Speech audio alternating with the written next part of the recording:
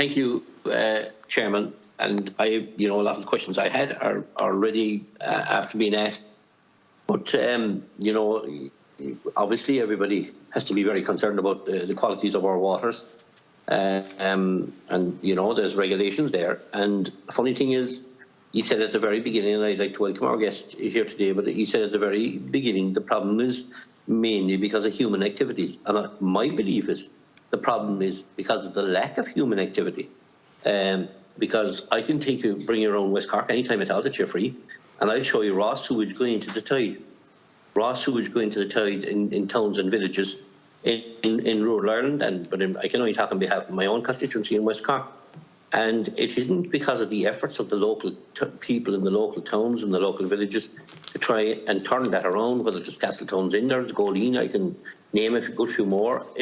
They've gone to superhuman, gallant efforts to stop this from happening, to bring the people that own the properties around the table with the council or the Irish Water, whatever, and nothing happens.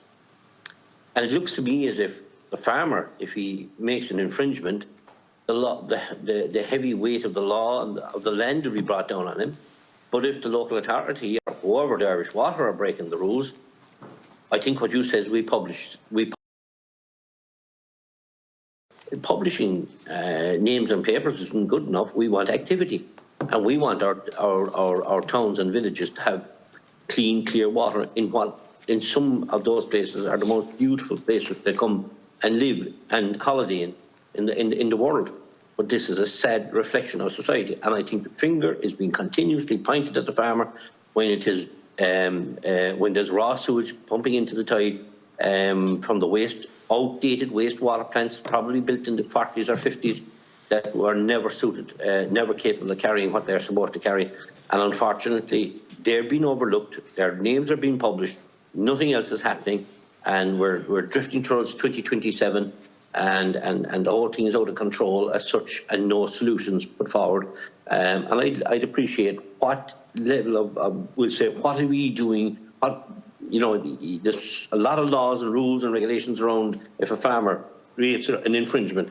What's the laws, rules and regulations if Irish Water or if there's a local wastewater plant pumping raw sewage into the tide continuously year after year? What is the laws and the rules and regulations there? Okay, thank you, Deputy. Doctor. In relation to raw sewage, yes, there are 34 towns and villages around the country that their raw sewage is being released from. This is a consistent problem. We have highlighted this concern again and again in terms of our concerns related to the delays of investment in infrastructure. It is a serious issue from a public health point of view, and the EPA has called out this issue on countless occasions in terms of the implications from a human health perspective and also from an environmental perspective. Mary, do you want to come in on the enforcement aspects? Yeah, I suppose there is enforcement. The EPA undertakes inspections and auditing of wastewater facilities. Some of them it's operational matters, and then follow up. In terms of achieving the outcome, compliance investigation can be opened, further enforcement or directions issued about what Irish Water need to do, and the other is the longer term, I suppose, challenge that our wastewater infrastructure needs a lot of investment and a long period of time and sustained investment, and the EPA have repeatedly called that out, that our wastewater infrastructure as a country is not where it should be, and we do take action. We have our priority action list, and our focus is on that the investment is prioritised into those areas to get the raw sewage, to comply with the wastewater treatment directive, to protect water quality, and to really try and push it that those plants are prioritised and upgraded as quickly as possible, so that the impact on the environment is reduced from them. And we have prosecuted Irish Water on several occasions in relation to not delivering in the time frames that they've committed to. Okay, Deputy Collins. Thank you.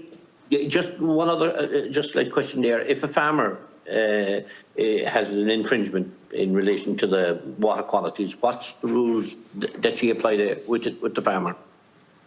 Well, that is the local authority. The local authorities under the GAP regulations carry out farm inspections. take enforcement actions, and ultimately prosecution if warranted. So they're responsible, with assistance from the Department of Agriculture, Food and the Marine, who carry out some of their inspections for them. They're responsible for driving compliance with the water quality legislation in Ireland. In terms of the EPA, in terms of our oversight role of local authorities and their performance overall, we have highlighted in recent years an issue around ensuring that compliance with water quality legislation is increased, and for the necessary actions to be taken at the local authority level. They are responsible for ultimately enforcing the GAP regulations.